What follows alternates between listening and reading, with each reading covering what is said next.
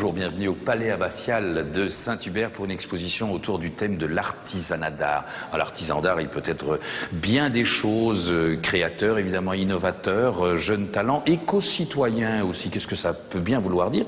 Eh bien qu'il tente de réduire son empreinte écologique sur son environnement, notamment par l'utilisation de matériaux qui peuvent donner ces sièges assez confortables, ma foi. Il n'y a pas dans cette exposition, dans le livre qui l'illustre, ni lors du week-end des artisans d'art en Wallonie, d'artisans de bouche. Par contre, il y en aura du 11 au 13 novembre à Tour et Taxis à Bruxelles dans le cadre d'Artisanart qui réunira plus de 200 exposants et réussira sa 15e édition, j'en suis convaincu. Un maître chocolatier et peintre, ça existe. Peindre sur du chocolat, réaliser des portraits, c'est le défi que relève depuis plus de 30 ans Jean-Marie Dessart. C'était une des premières rencontres de Télétourisme jadis. Mélissa Martin l'a retrouvée. Direction Warem, et plus exactement l'Entremange, où un artisan tout en sucre et chocolat nous attend. Bienvenue chez moi. Je vais vous faire découvrir ma passion de peinture au chocolat et je vous invite à me suivre dans mon atelier. Un atelier, mais pas seulement. Jean-Marie a réalisé un vieux rêve gourmand.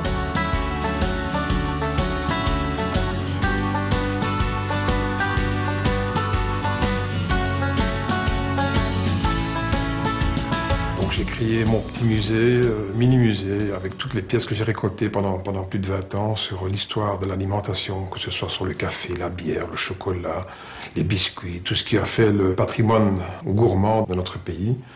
Donc voilà, j'ai bien installé ceci, j'ai ouvert une petite table d'hôtes, connue de quelques initiés seulement, et bon voilà.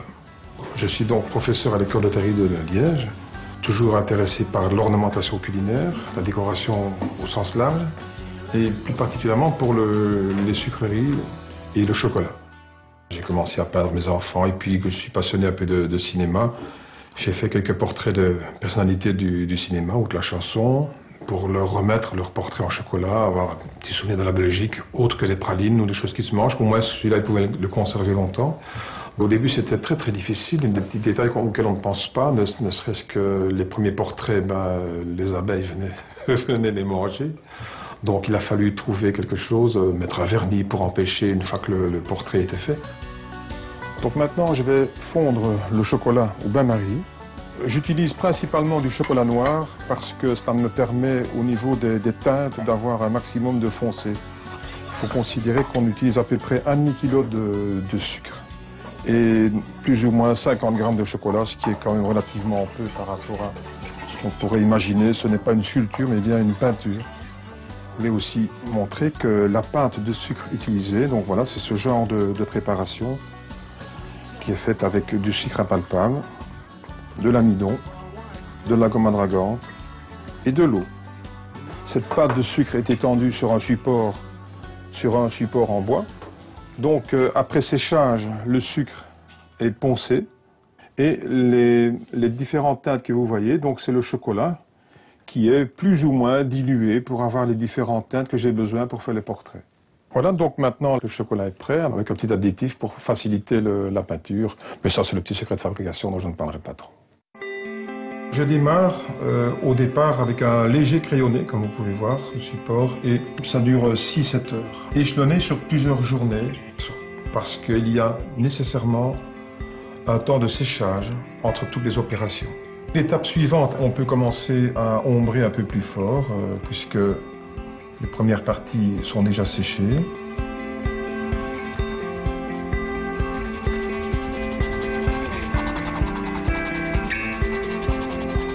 Et voilà mon cher Guy, c'est quand tu veux, tu viens chercher ton portrait en chocolat sur sucre. Ce sera peut-être l'occasion de manger un bon petit morceau ensemble, ici à la table d'hôtes.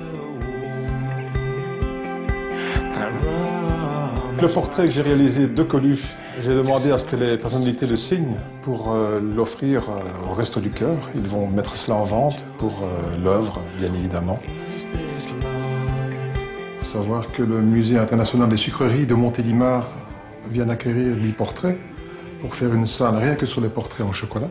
Et il y a une exposition qui est prévue pour le printemps 2012 à Londres. Voilà. Et Jean-Marie ne s'arrête pas là. Après avoir peint au chocolat pendant plus de 30 ans, c'est au Spéculoos que vous découvrirez ses prochains portraits.